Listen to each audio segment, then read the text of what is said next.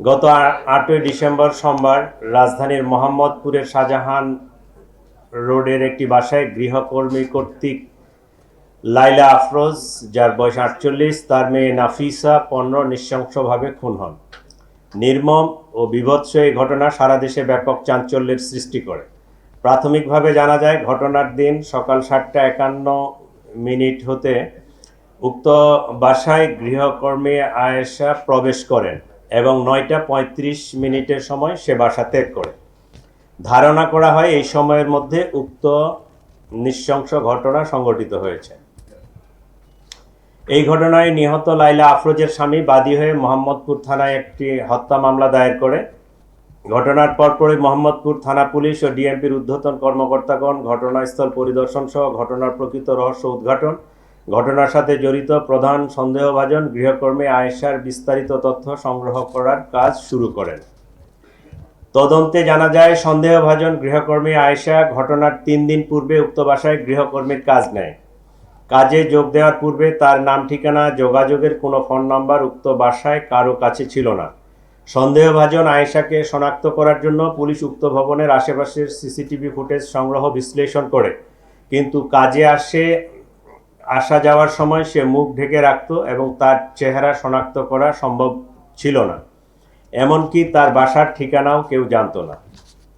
এক পর্যায়ে আয়েশা সম্পর্কে কোনো তথ্য না পেয়ে মোহাম্মদপুর থানায় গত 1 বছরে গৃহকর্মী কর্তৃক চুরির ঘটনাসমূহ পর্যালোচনা করা হয় এবং তার গলায় যে পোড়া দাগ এবং জেনেভা ক্যাম্প এলাকায় থাকে আয়েশা নামের এক গৃহকর্মীর খোঁজ পাওয়া যায়।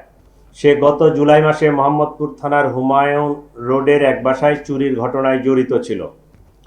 সংশ্লিষ্টদের সাথে কথা বলে প্রাপ্ত তথ্য যাচাই বাছাই করে আয়েশার সাথে যোগাযোগের একটি মোবাইল নম্বর পাওয়া যায়। সেটি 2025-এর জুলাই মাসের ঘটনা। উক্ত নম্বরে যোগাযোগ করলে জানা যায়, তার মোবাইল নম্বরটি কখন কে ব্যবহার করেছেন তিনি সঠিক মনে করতে পারছেন না। তবে কিছুদিন পূর্বে তার ফোনের ডিসপ্লে নষ্ট থাকায় রাব্বি নামের তার এক ছোট ভাইকে ঠিক করার জন্য দেয়। এ সময় সিমটি রাব্বির ফোনে ব্যবহার করা হয়ে থাকতে পারে। এভাবে রাব্বিকে শনাক্ত করা হয়। তিনি জানান, রাব্বির স্ত্রীর নাম আয়েশা, সে মানুষের বাসায় গৃহকর্মীর কাজ করে। আরও জানা যায়, তারা জেনেভা ক্যাম্পে ভাড়া বাসায় থাকে। এভাবে ঘটনার 24 ঘন্টার মধ্যে হত্যাকারী আয়েশার পরিচয় নিশ্চিত হওয়া যায়। আয়েশাকে গ্রেফতার করার জন্য পুলিশ প্রথমে হেমায়েতপুর তার মায়ের বাসায় অভিযান পরিচালনা করে, কিন্তু তার মা জানান তারা রাত্রে বাসায় ছিল কিন্তু সকালবেলা বের হয়ে গেছে। আয়েশার মাকে নিয়ে পুলিশ রাব্বির মায়ের বাসাও যায়, কিন্তু সেখানেও তাদের পাওয়া যায়নি। তারা পুলিশকে জানায় আয়েশা ও রাব্বি বরিশালে গিয়ে থাকতে পারে। এক পর্যায়ে তাদের নিকট প্রাপ্ত তথ্য প্রযুক্তির সহায়তায় পটুয়াখালীর দুমকি থানাধীন প্রত্যন্ত নলুয়া এলাকায় অভিযান পরিচালনা করে পুলিশ, কিন্তু সেখানেও তাদের পাওয়া যায়নি।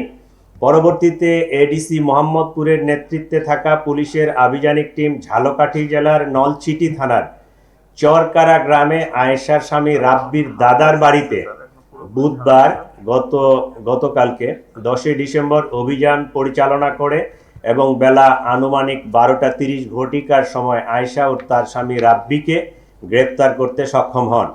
এ সময় তাদের কক্ষ তল্লাশি করে গৃহকর্মী আয়েশা কর্তৃক চোরাইকৃত একটি ল্যাপটপ উদ্ধার করা হয়। প্রাথমিক জিজ্ঞাসাবাদে আয়েশা ঘটনার সাথে জড়িত থাকার বিষয়টি স্বীকার করেছে। একইভাবে জানা যায়, গৃহকর্মী নিয়োজিত থেকে চুরি করার অভ্যাস পূর্ব থেকেই তার ছিল। চাঞ্চল্যকর এই জোড়া খুনের কারণ অনুসন্ধানে আয়েশা বলে, কাজে আসার দ্বিতীয় দিনে সে বাসা থেকে 2000 টাকা চুরি করে। এ নিয়ে গৃহকর্ত্রী আয়েশাকে প্রশ্ন করলে তার সাথে গৃহকর্ত্রীর বাক বিতণ্ডা হয়। লাইলা আফরোজ আয়েশাকে পুলিশে দেওয়ার ভয় দেখান। চতুর্থ দিন কাজে আসার সময় আয়েশা বাসা থেকে একটি সুইচ গিয়ার চাকু নিয়ে আসে। ঘটনার দিন টাকা চুরি নিয়ে তাদের মধ্যে আবারও কথা কাটাকাটি হয় এবং ধস্তাধস্তির এক পর্যায়ে আয়েশা গৃহকর্ত্রী লাইলা আফরোজকে সুইচ গিয়ার দিয়ে এলোপাতাড়ি ছুরিকাঘাত করে। এ সময় তাদের মেয়ে নাফিসা তার মাকে বাঁচাতে এগিয়ে এলে তাকেও ছুরিকাঘাত করা হয়। ছুরিকাঘাতের ফলে অতিরিক্ত রক্তক্ষরণে মা ও মেয়ে দুজনেই মারা যান বলে প্রাথমিকভাবে প্রতীয়মান। ঘটনার সময় আয়েশা নিজেও আহত হয় এবং রক্তমাখা কাপড় চোপড় পাল্টিয়ে মেয়ে নাফিসার স্কুল ড্রেস পরে বাসা থেকে বের হয়ে যায়। যাওয়ার সময় ব্যাকপ্যাকে একটি ল্যাপটপ, মোবাইল ফোন আরও কিছু জিনিসপত্র নিয়ে যায়। বাসা থেকে বের হয়েছে সোহরাওয়ার্দী মেডিকেলের ভিতরে গিয়ে পুনরায় কাপড় পাল্টিয়ে তার নিজের কাপড় পরিধান করে সে সাভারের উদ্দেশ্যে রওনা হয়। পরবর্তীতে সে চুরি করা ফোন ও রক্তাক্ত কাপড় চোপড় সিংগাইর ব্রিজ হতে নদীতে ফেলে দেয়। এই ছিল মোটামুটি আয়েশা সম্পর্কে। এটা একদমই ক্লুলেস একটা ঘটনা ছিল। সে মোবাইলও ইউজ করতো না, ছবি টবি কিছুই ছিল না, কিন্তু তার এই যে গলার সাইডে যে পুরা দাগটা, এইটাই আমাদের একটা ক্লু। কারণ এই পুরা দাগ নিয়ে এর আগে এই মহিলা জুলাই 25-এ ধরা পড়ছিল। এইটা আমাদের থানায় একটা মোহাম্মদপুর থানায় জিডি ছিল। সেই জিডির ক্লু ধরে আমরা এই পুরা হত্যাকাণ্ডের রহস্যটা উদ্ঘাটন করতে সক্ষম হয়েছি এবং তাদেরকে গ্রেপ্তার করতে সক্ষম হয়েছে। খবরের কাগজ, নিখাদ, নির্ভীক, নিরপেক্ষ।